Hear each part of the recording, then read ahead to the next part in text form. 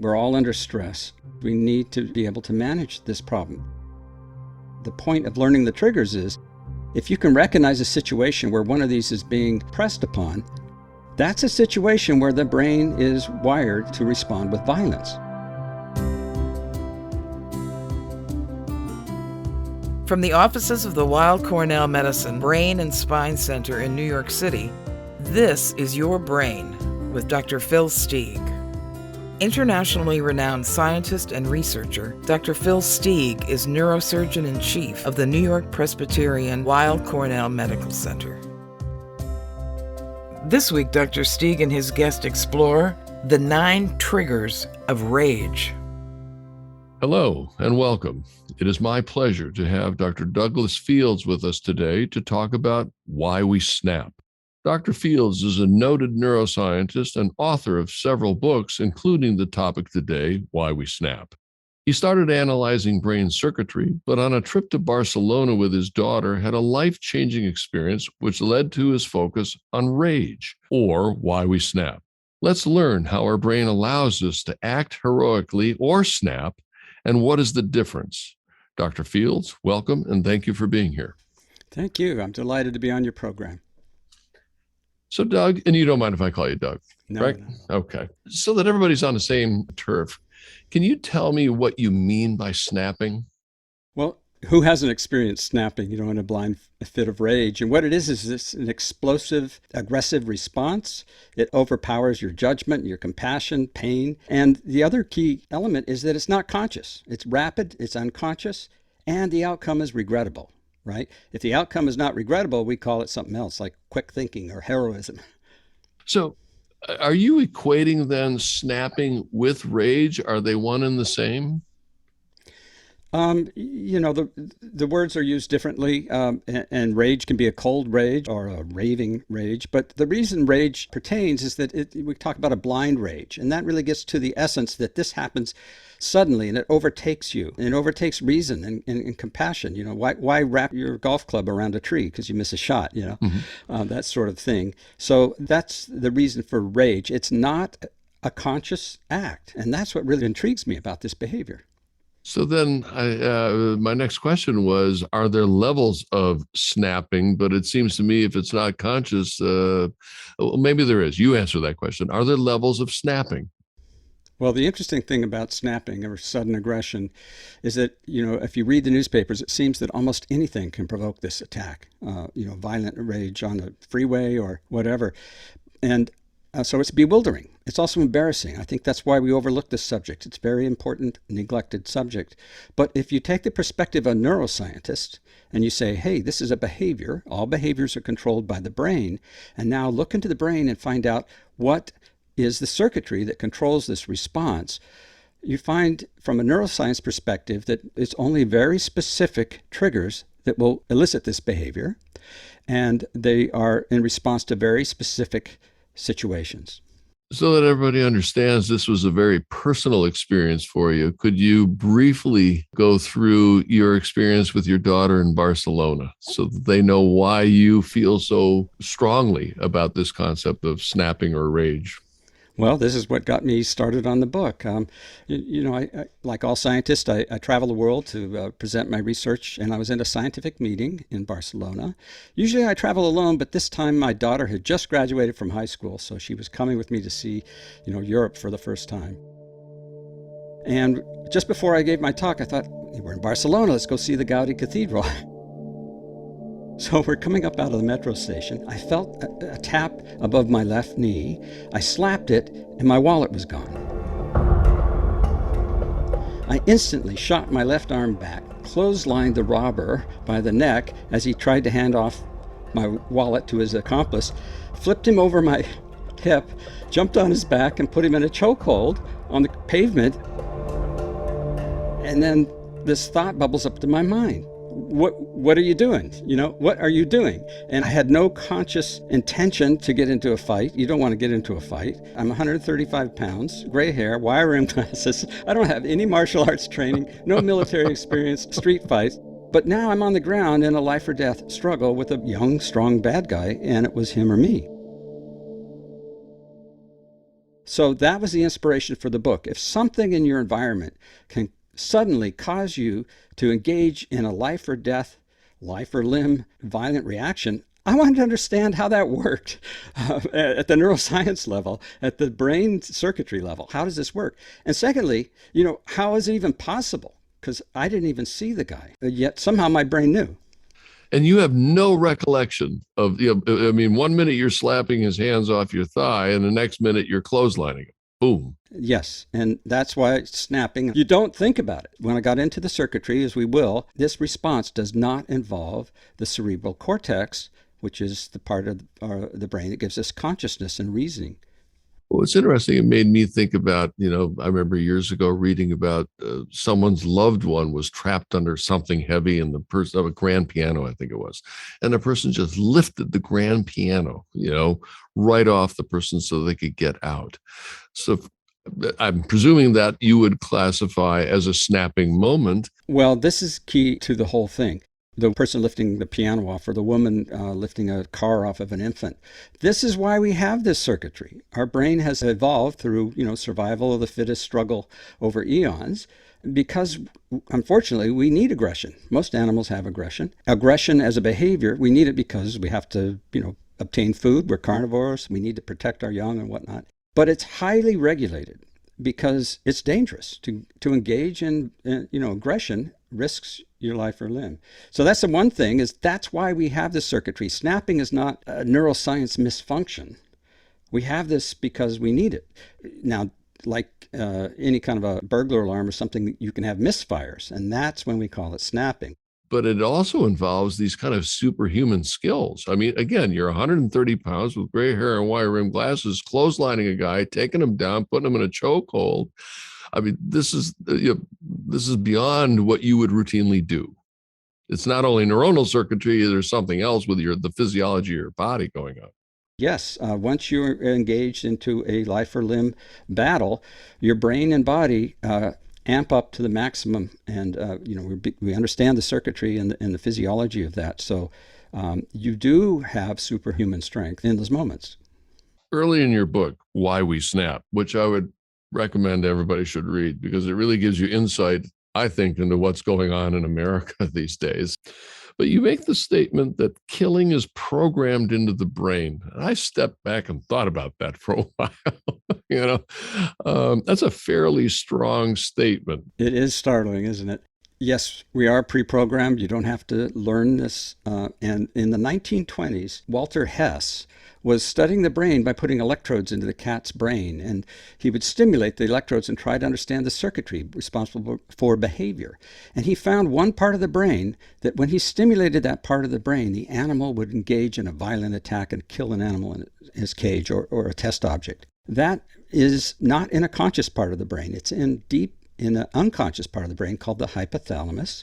The hypothalamus controls many bodily functions that are automatic: sex, drinking, thirst, and hunger. And so he named this the hypothalamic attack region. Humans have it, other animals have it. And if you stimulate this little knot of neurons in this unconscious part of your brain, this complex behavior to engage in an attack is released. So the new science now is, and the big question has always been, well, what feeds into this knot of neurons to release this aggressive response that will result in killing? You're a neuroscientist. I'd like to just have you briefly go through the neuroanatomy of this, how it's all interconnected: the hypothalamus, the amygdala, the hippocampus, and, all these fancy names. Sure. So we have a threat detection mechanism in our brain. Actually, a huge part of our brain is devoted to threat detection in all animals. And information from our senses goes to the cerebral cortex, vision, for example, to analyze, objects and be able to read or whatever. But that is a very elaborate process and a time-consuming process. That's not going to work to allow you to dodge a blow to your chin. That's too slow. So we have a second pathway that is a high-speed pathway to the brain's threat detection mechanism, which involves the amygdala and the limbic system. And every one of our senses goes there first by high speed. A good example of that is if you dodge a basketball. You bat this out of your way and then you go, what was that? You can't see it. So that's the feature of snapping, is it's fast, it's not deliberate.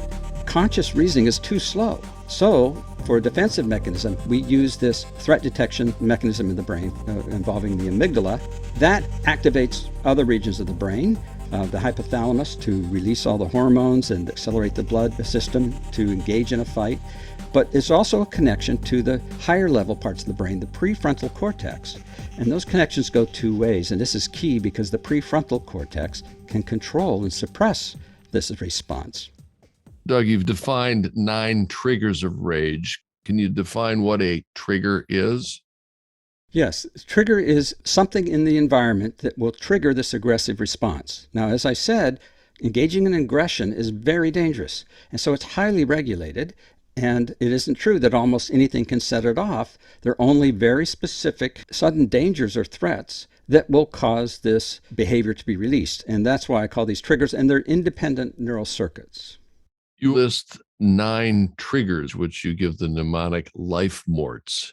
Do you want to go through that for us? So I created this mnemonic called life morts. By the way, it's actually 2 words. Each of these letters stands for one of the circuits, one of the triggers to cause aggression. And these are based on neuroscience. I'll give you an example. Everyone knows the mama bear response, right? Don't get between a mama bear and her cub. Neuroscientists can put electrodes or fiber optic cameras into the brain of genetically engineered mice and see which circuit is activated when a mother rat, for example, protects her pup. They can then knock that out, and the mother will no longer exhibit that behavior and protect her pups, but she still responds to one of the other triggers. So that's why there are these different triggers. So I've just given you one, the mama bear response. I call that family in life morts. So let's go through in order. L for life or limb. Of course, if you're attacked, you'll fight back. Any animal will. There's nothing to lose. I is for insult. You know, in any social species, and we're totally dependent on our society, your rank in society, your access to mates and resources depends on your rank, right? You go first class or coach, you know. Mm-hmm. But in the animal world, and certainly in primates, aggression is used to establish your order in society. And so if you feel that's threatened, this triggers an aggressive response. Look at barroom brawls. These are constant insult. Duels to the death around the world were accepted as fine. Okay, F for family, E for environment. Animals who are territorial will protect their territory with violence. And we can see that in many animals in nature, but humans are fiercely territorial. Trespassers will be shot. You can't come into somebody's house. I call that E for environment. M is for mates, and aggression is used in many primates to acquire and maintain mates. And some of the same neural circuitry is involved in aggression and mating. O is for order in society. Again, we're totally dependent on our social order, the rules of society. What holds society together, or any social species together, are these rules, and violence is used to maintain the order in society. So it's different from rank. Here, this is the rules. So for example, somebody runs a stop sign, you get angry. Why do you get angry? You get angry because that person has violated the rule, and we enforce those rules now with the legal system that uses aggression. Take away your rights, take away your money, put you in jail for maintaining functions in society. R is resources. That's easy to understand. That was the pickpocket taking my wallet. A puppy will even snap at its owner if he gets his hand, near the dish. So the resources is obvious. T is for tribe. When the human species evolved early in our history, you probably knew everybody in your world because we were in small tribes. And an encounter with another foreign tribe was a threat. It was a threat to resources and mates and whatnot. So we have developed this circuitry for aggression to protect and defend our tribe. And that exists today. But again, this is important. It's what is responsible for human success. It allows us to make countries and societies. It allows us to say we're going to beat the Russians and go to the moon. It's a remarkable capability, but it has this ugly side of gangs and whatnot. And S is stopped. So any animal who's restrained will fight aggressively to get free. This is why you suddenly get angry when your internet connection fails, or you're held up in traffic. Stuck in New York traffic. It's no different than being snagged by the ankle,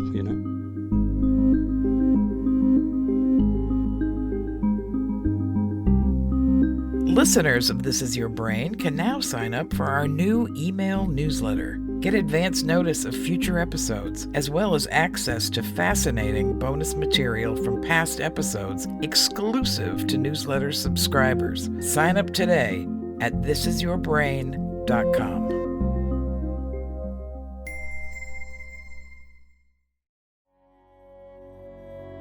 What occurred last January 6th in Washington, D.C., there were acts of tribalism and vandalism. In your mind, was that snapping on a high volume basis with thousands of people getting involved, or was that just a mob? That's such a fascinating example, because I wrote the book to try to understand the brain, the individual behavior, and part 3 of the book turned into, hey, this explains a lot of group behavior.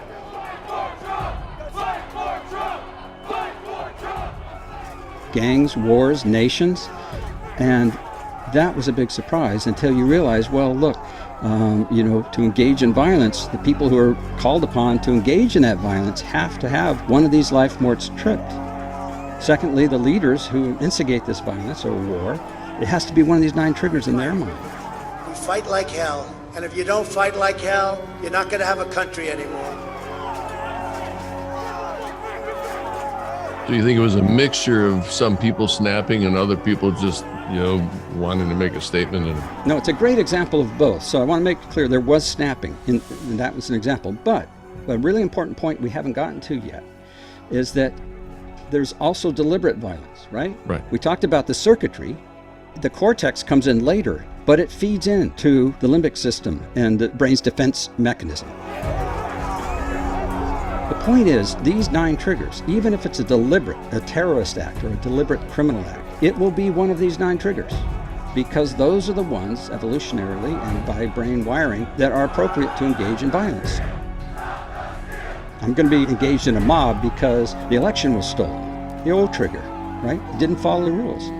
The R trigger, right? We were robbed.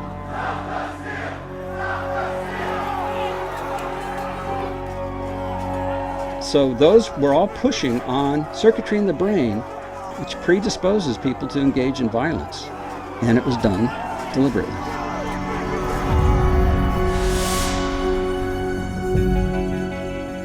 Social media seems to play a large part in some of these individuals that snap.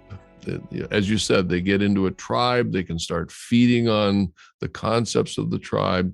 Do you agree with that social media is playing a negative role as far as snapping is concerned? Yes, it is definitely having a role. It incites violent terrorism. It forms gangs. It pushes on these triggers. Let me remind people that I'm not a politician, and my political views are not better than anyone else's. But different perspectives on a problem can be helpful. Psychology, neuroscience, politics, they're all helpful. A neuroscience perspective can really be helpful in understanding what happened in recent wars and in recent mob actions like January 6th. We need to be aware that these 9 triggers can be manipulated. We need to be aware that, this is what causes gang behavior. That's hard to understand. Why would somebody engage in gang behavior, but they need to be part of a group? We need to understand that.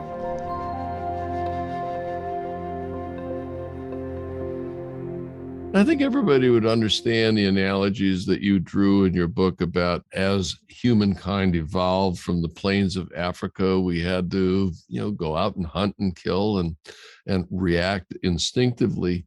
But most curiously, you mentioned the internet, the role that it can play in this rage response. Can you expand on that? Yeah, so we have the same brain we had 100,000 years ago. It hasn't changed.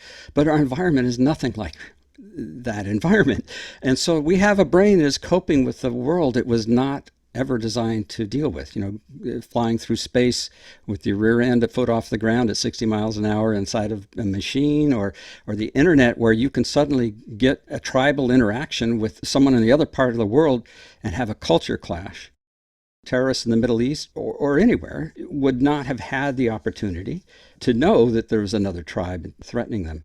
So you have high-speed communication, we have higher density, and you have this, silos of information. You have ability to indoctrinate and lead people to promote aggressive responses or tribalism.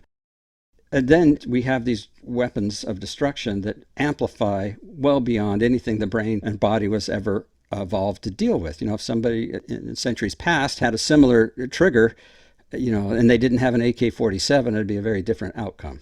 You must be fascinated by, this whole COVID event and, the number of, you can't turn on the news and not hear about a patron punching out a hostess at the entrance to a restaurant because they were asked to show their vaccination, or, an airline and the airlines, the attendants being punched out. I'm assuming that that's all just stress related to the secondary effects of COVID and the isolation. Yes, exactly. We're all under stress. And it's so important to know this because we need to be able to manage this problem. The point of learning the triggers is if you can recognize a situation where one of these is being pressed upon, that's a situation where the brain is wired to respond with violence. So we have this situation where people wearing masks object to that because they feel their freedom is being encroached on. So we have the O trigger, order in society. This is not the way things should be done. Mm-hmm. You have the tribalism of, red state, blue state, and you have certainly the L trigger, right? Before somebody sneezed, fine, but if they're not 6 feet away and they sneeze, that's a life-threatening situation, and you get angry. And anger is just an emotion to prepare you to fight. And then you have the S trigger. I'm sorry, you can't come into the bar because the bar's closed, and so we had all of these triggers that were suddenly pressed due to the pandemic. Then you laid on the stress, people having loved ones die, they lost their jobs. We had these huge inequities in society revealed, so everyone's under stress, and it's no surprise that we have people getting into physical battles on airlines and grocery stores. And you suggest that anger management therapies is not the solution for this. Well, I don't want to put it down. It's good. It's helpful. But, have you ever told somebody when they're angry to calm down? Don't be angry. I'm glad you said that, because I appreciate that in your book. I agree with you totally. They're not going to calm down. No, you're pushing the S trigger on them. Right. You're impeding them. So, anger management, that's all very good and very helpful, but it's often not enough. So what people really need to know is to understand why they're angry. Why are you suddenly angry when this guy cuts into your lane on the freeway? And if you can realize that, it's one of these triggers, that's the E trigger, by the way, you suddenly realize, that's a misfire. Of course I'm angry. I'm prepared to fight to defend my territory. That's my lane. But then you realize, actually, that's a misfire. That's not your lane.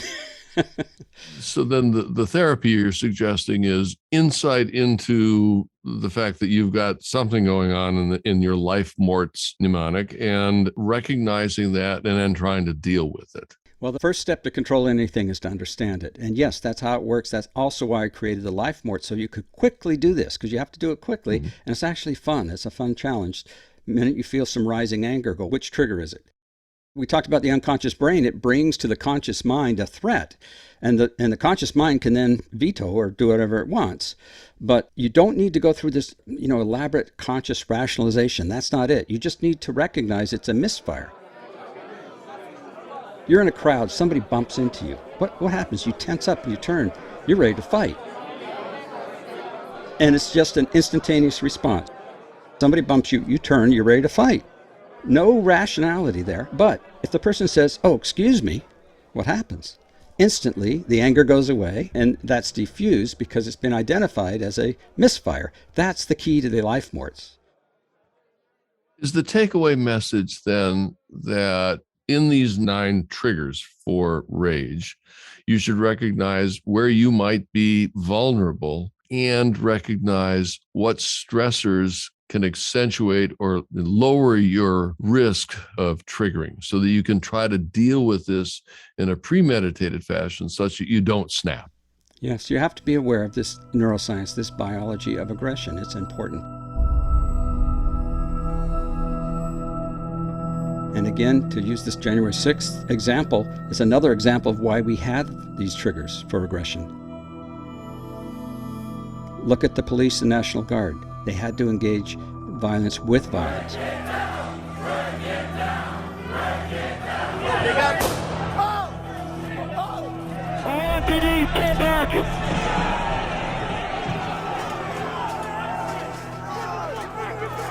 And what were the reasons? They were the same thing.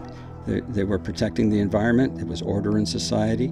Some of them were physically attacked. It was the L trigger.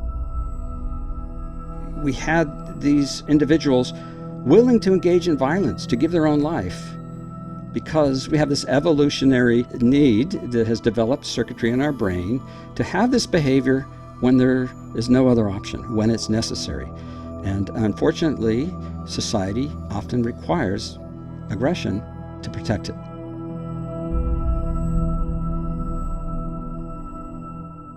Dr. Doug Fields, thank you so much, author of Why We Snap. It's been a delight talking with you about the 9 triggers that facilitate people snapping, and also ways that we can recognize what they are and how we can reduce the stressors so that we reduce the likelihood of snapping. It's been a great pleasure being with you. Thank you so much. Thank you. This is Your Brain with Dr. Phil Steig is produced for the Weill Cornell Brain and Spine Center by the Really Interesting Picture Company. Episode producers are Geraldine Abinader and Hildy Rubin. The series is directed and edited by Tom Veltri with music by Lenny Williams. The announcer is Allison Power. Please sign up for our newsletter and get access to special episode-related bonus content at thisisyourbrain.com, and follow us on Facebook at This Is Your Brain.